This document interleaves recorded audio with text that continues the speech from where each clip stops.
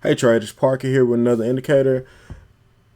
This is actually the ATR DTR indicator that I showed you earlier a few weeks ago. I actually made some improvements to it. I actually added the bubbles to it. I added the additional levels just in case the stock actually ran above it.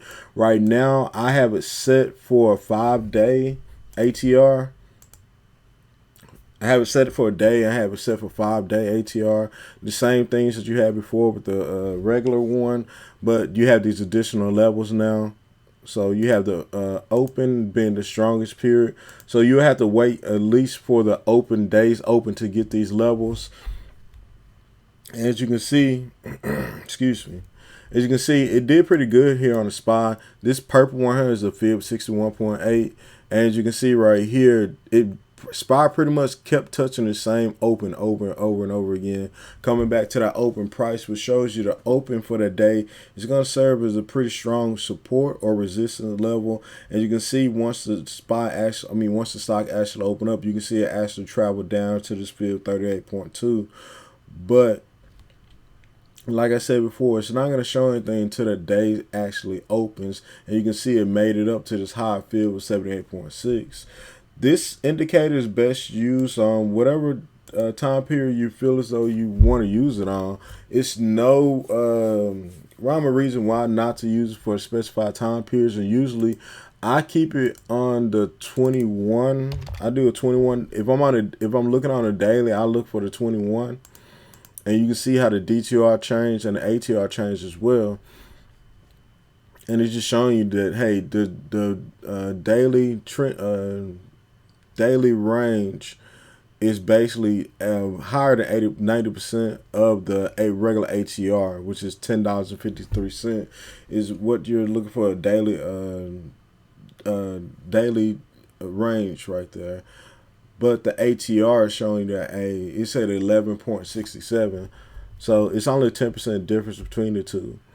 Daily true range and the average true range. I apologize for that. But this is pretty much what you get. But normally I like to use it, especially because we're a few days into the week. I push it on the week, and I will push this to 52. And that's basically a year, but it gives you pretty decent levels as well. So with this right here, it gave you, with this week's open, it gave you this 61.8, and it actually went up to the 78.6 level as well.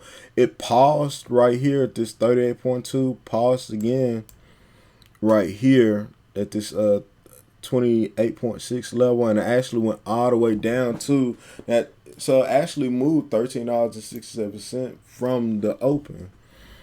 And right now it's sitting right here on this 10, which is just 10% of a 10% ratio between the high and low ATR, and it's sitting right here on this level right here. So it actually traveled all the way down here. So if you want to find these levels beforehand, just keep it on the higher time frame, like the week or the month. So you have these additional levels. You see 90 up or 90 down, and then you got, if it actually did go down, to 10 down or 10 up as well. So you got those bubbles right there. So we can push it to a daily time period as well. We'll switch this to a monthly, and when I switch it to the monthly, I usually put it on the 12.12. You can see right here how SPY, this is the monthly open, right? So SPY actually came down to 10% of the ATR for the month level. And you can see right here it's using 100% because they're basically the same. But it came up to here. So all this was plotted out once May opened up. So you can see right here, this is the open for the month of May, 4/12/07. And SPY pretty much stayed within these two boundaries, these two fibs, and then it finally collapsed. And then it came back down to the same area right here. These lines right here that you're seeing are lines I drawn out for support and resistance from the volume profile. And let's go back to another volatile period with the SPY. You can see right here for this month right here. So we're looking at February. February opened up. SPY basically hit this 61.8 right here and couldn't do anything. Came back down to this open. It came back down to this I believe it's 38.2, because I have the open being 50, so 38.2 level, and then it came down to the 28.6 level, and then this is to be 10%, and this will be ATR low, and this will be 10% below, 10% ratio below the ATR low.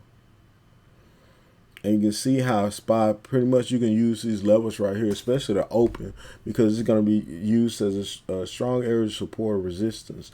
And it actually pushed all the way up to this point right here, the ATR high for SPY.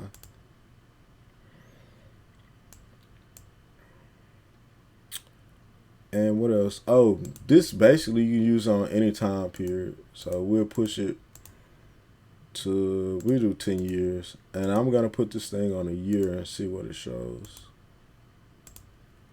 And I'm gonna change this to 2 years.